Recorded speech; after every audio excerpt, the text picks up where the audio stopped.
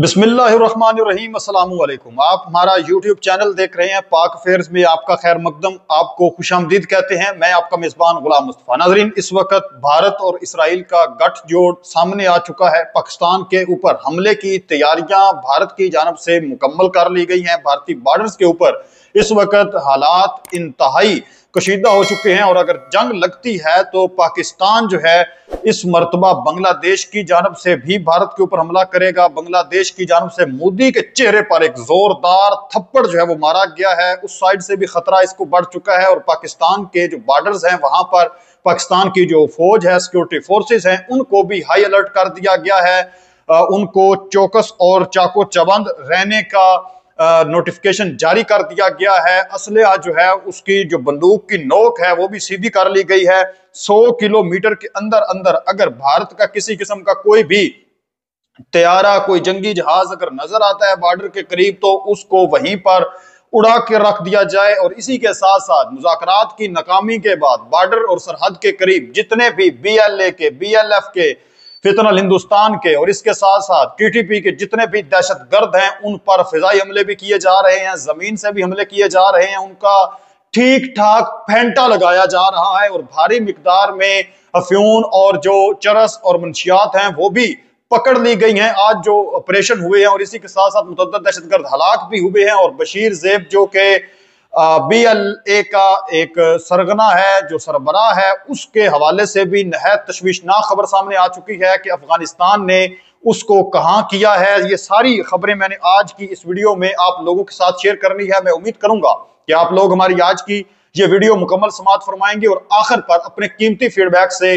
नीचे comment section में लाजमी आगाह करेंगे। सबसे पहले नाजरीन हम बात कर लेते हैं कि भारत के जो बॉर्डर एरियाज हैं वहां पर इस वक्त क्या सूरत हाल चल रही है और इसराइल के साथ जो हालिया इनका मुआहदा है वो किस जानब हालात को लेकर जा रहा है। नाजरीन, सरहद चाहे मशरकी हो या मगरबी हो, पाकिस्तान को दोनों तरफ से ही इस वक्त खतरा लाक है जंग का। जंग होगी तो फिर जंग होगी, पाकिस्तान जो है वो इंशाल्लाह विन करेगा हमेशा की तरह और इनको तबाह करके रख देगा।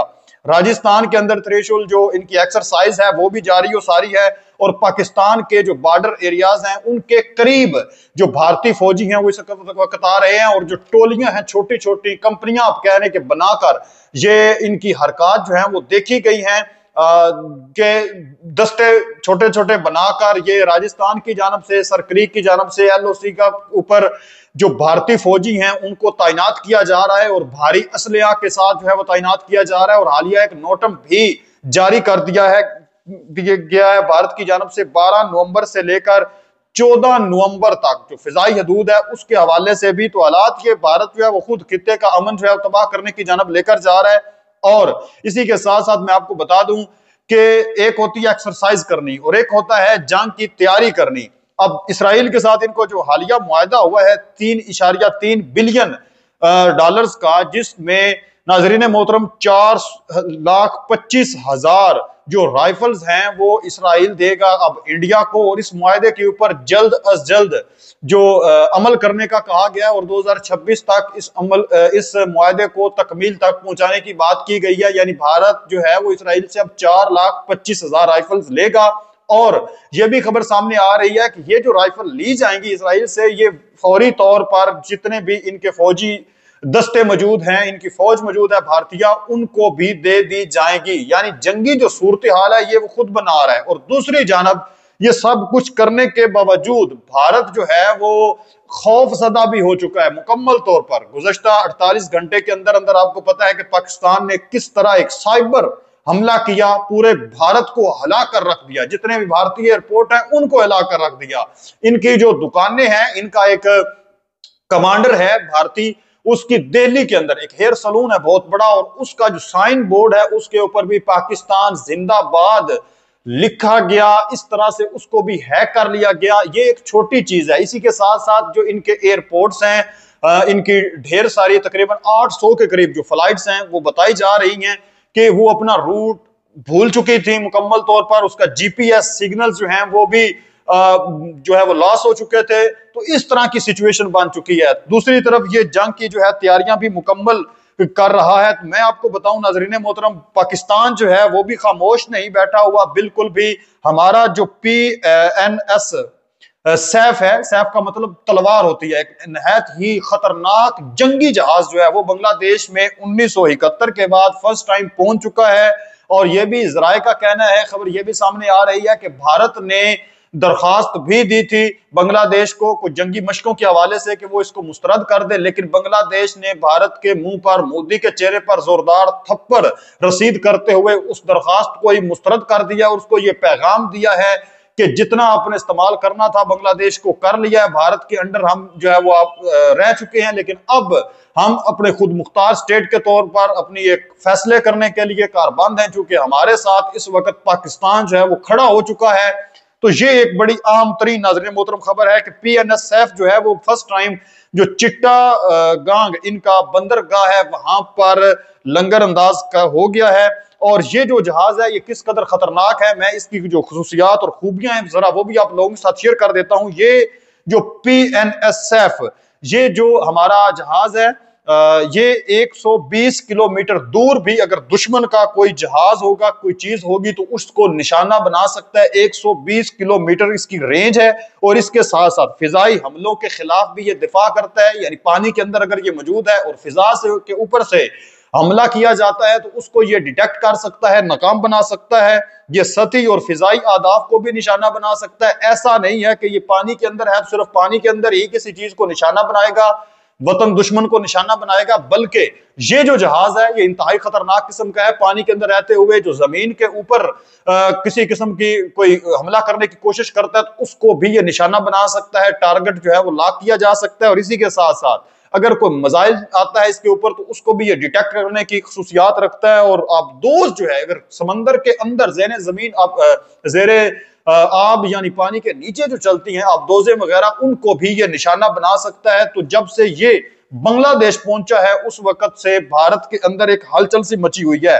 नाजरीन इसी के साथ साथ एक और जो अहम तरीन खबर है वो आप लोगों के साथ में शेयर करता चलूं कि जब से मुज़ाकरात नाकाम हुए हैं उस वक्त से लेकर अभी एक सिलसिला चल पड़ा है कि जो पाक फौज है, जो सिक्योरिटी फोर्सेस हैं, उन्होंने ऑपरेशन मजीद तेज कर दिए हैं क्योंकि दहशतगर्द जो है उन्होंने दहशतगर्दी तेज करने का काम शुरू किया है। तो पाकिस्तान की जानब से जो दहशतगर्दों के खिलाफ ऑपरेशन है वो भी तेज कर दिए गए। कल भी आपको एक खबर दी थी, मजीद वो उसकी भी वजाहत कर देता हूं कि 30 के करीब कल्लात के अंदर बलूचिस्तान में दहशतगर्द हलाक हुए थे। और ये जो दहशतगर्द हलाक किए गए थे इसमें से 19 जो दहशतगर्द हैं उनके ऊपर एयर स्ट्राइक की गई, एयरफोर्स की जानब से शदीद किस्म की बमबारी की गई और हिट किया गया। बलूचिस्तान के दहशतगर्द ठिकाने को शदीद बमबारी करके सफाई हस्ती से मिटा दिया गया। कल्लात में वतन दुश्मनों को अच्छा खासा माली और जानी नुकसान हुआ है। एयर जो स्ट्राइक किया उसमें 19 दहशतगर्द वासले जहन्नुम किए गए हैं और जो फिर उसके बाद ये 2 ऑपरेशन किए गए, इसको 2 पार्ट के अंदर डिवाइड किया गया है। पहले एयर स्ट्राइक की गई है, फिर उसके बाद जमीन जो हमारी बर्री फौज है उसने कार्रवाई करते हुए 11 जो दहशतगर्द हैं उनको वासले जहन्नुम किया। टोटल 30 दहशतगर्द हलाक किए।